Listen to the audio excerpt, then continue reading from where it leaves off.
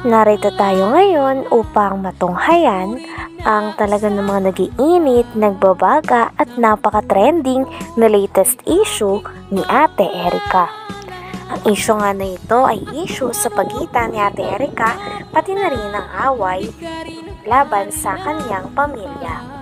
Sa pagpapatuloy nga ng ating istorya ay bumalik ulit ng pangalawang beses si Kalingap Val Santos Matubang sa bahay nila Ate Erica. Nung sa ganon ay may interview muli si Lolo Miguel na lolo ni Ate Erica pati na rin ang tita niya. Nang sa ganon ay makuhaan ito ng mga impormasyon. Sa kanilang pinag-uusapan ay meron talagang naninira sa reputasyon nila Lolo Miguel at ng pamilya nila Ate Erica dahil nagkagalitan silang dalawa. Kilala niyo ba ito? Kung kamag-anak niyo ba ito? Hindi pa po namin yan nakikita. Tay, kamag-anak mo Tay? Hindi ko pa nga nakita. So, personal. Ngayon ko lang nakita. Bakit, nakialam sa buhay ninyo? Hindi ko po alam. Lagi po kausapin niya eh. Si Ano? Sheila eh. Ano, sinisira-siraan kayo? Hindi ko po nakikita. Ngayon lang yan. Ngayon ko lang nakita sa telepon. Yung pong sabing niya, yung syuta po niya. Sino shoota? Ang Jowa nito? Jowa po. May jowa ito, tumboy? Ano pangalan? Si Amy.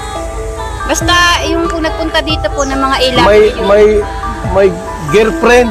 Opo. Yun po ang nagpunta dito. Yun po ang Pero mabait naman po yun. Mabait naman yun. Pumunta rito. Punta dito. Anong ginawa rito?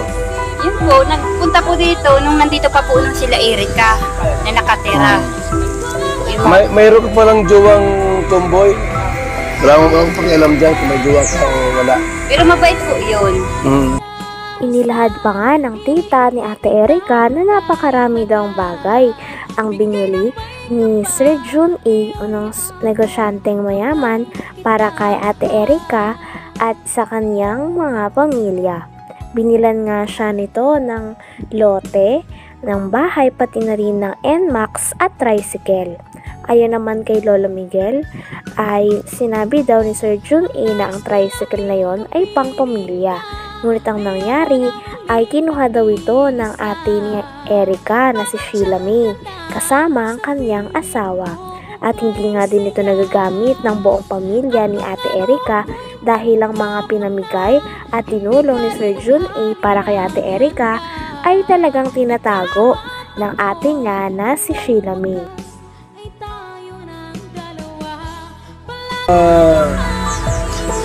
Sino mong pira yung ginamit? Pira nila o pira ni Jun A? Kaya yun.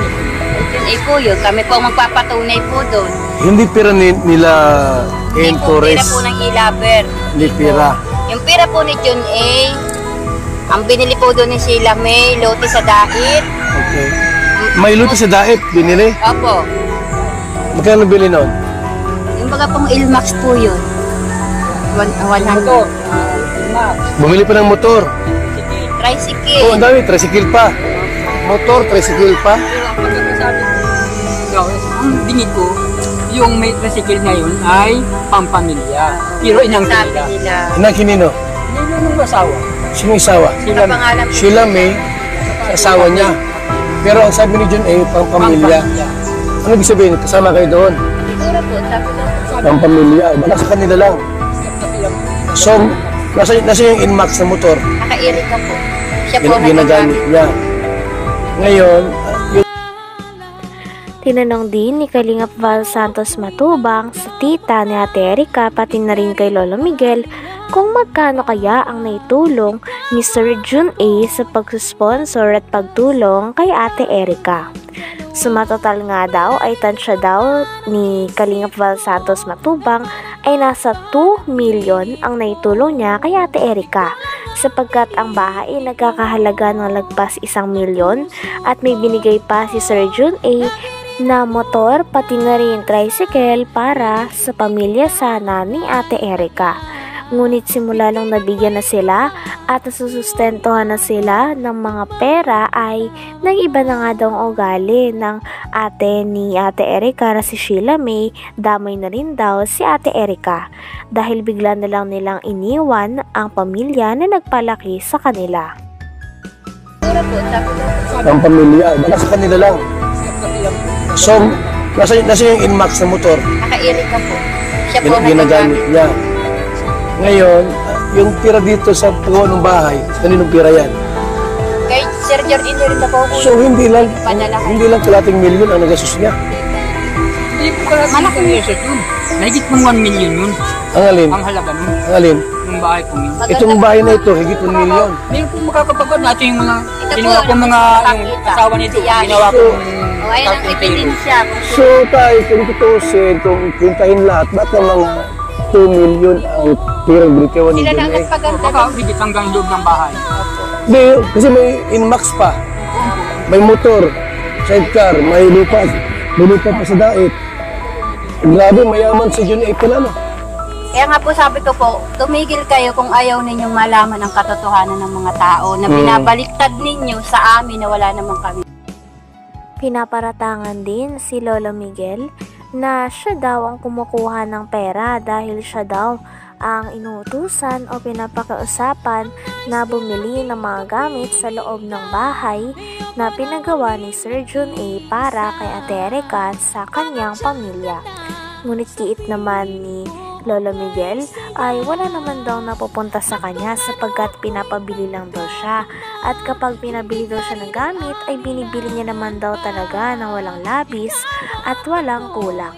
Talagang ang source ng pera ay nanggagaling kay Sheila May na ate ni Ate Erica dahil sa kanya daw nagpapadala at siya ang kumakausap kay Sir John A. Sabi pa nga ni Kalingap Val Santos Matubang ay may tuturing talaga na parang buhay prinsesa si Sheila May dahil may mga taga-utos ito. Ito, ayaw ko naman po na parang daldal ko, tapos yung pala, tama si N. Tunyakay Torres, yan o. Hindi namin yung Eh, Lolo Migs, ano kaya yung topic natin dito? Diba, pera at ikaw ang may hawak yung pera, hindi si May. Dahil kayo ang bumili ng gamit. I have some evidence of what happened from the start. Yung pirang yun, ibinibigay lang sa akin para bumili ako ng mga mga gagamitan sa bahay. Pero nasa kanya ang pira, siya ang na-withdraw. Siya ang uli-uli mag-asawa sa dait. doon na sila natutulog. Doon sila natulog. Pag makain sila at hindi gusto ng ulam dito, doon sila nakain sa dait. Sino? Yung sila? Asawa. Sila May. Sila May, yung takdo. Buhay ray na. Uy, ray na nga. Nangyayari. Ano? Talaga. Ay, uuwi yan dito, ni isang mansanas, hindi man lang bigyan yung apo. Grabe naman. Ayun. Kaya po, kasi nangalingan po yung sinasabi po niya ni Amy Torres. Alam ko po na Talagang parang tinatakot pa nga ang lolo pati na rin ang tita ni Erica ng mga taong galit sa kanila na kampi kila Ate Erica. Sinasabihan pa nga sila ng mga gutom na aso at pinakuha pa nga ni Kalingap Val Santos Matubang ang pruweba ng tita ni Ate Erica na lagi daw silang pinagbabantaan.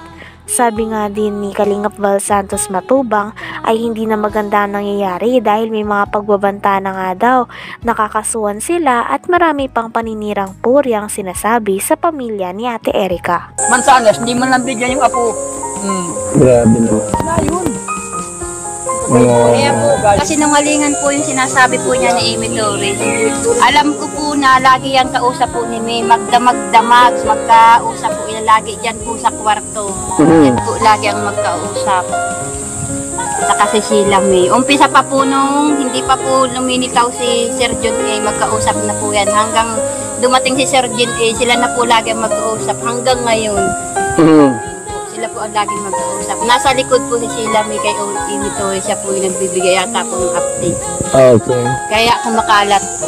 Bibigyan ng mga salita para kumalat sa kanila. Parang tinatakot pa kayo ah. Nandiyan po yung si Kuya Bal yung yung text nila na kami, gutom na aso. Nandiyan. Kunin mo daw. Tingnan natin. Kunin mo daw para mapagyan natin yung sinasabi nila.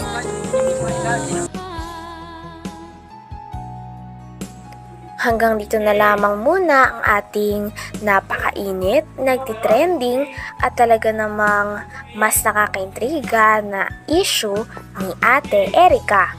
Maraming salamat sa inyong panonood. Hanggang sa muli. Bye!